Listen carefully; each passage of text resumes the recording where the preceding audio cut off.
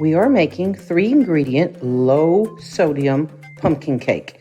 We've got some pumpkin bread that has 125 milligrams of sodium, pumpkin puree, which has 5, and then we've got some dark chocolate Hershey's morsels. These are optional. These have 5 milligrams of sodium. Let's get started. We're simply going to put all our ingredients in a bowl. Hard to believe it's just so simple. Add some dark chocolate chips.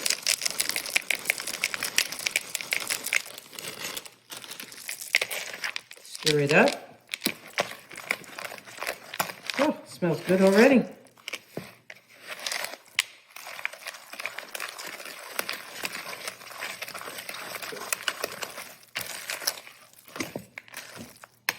I've already turned the oven on. I'm preheating it to 350, and we're going to bake it for 40 minutes. All right, we're simply going to transfer it into our bread bowl that I have already pre-greased. Usually when there's a low sodium recipe, it requires a lot of extra work, but this one is different.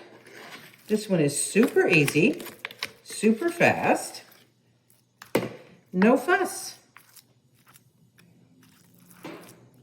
Just get it spread out evenly.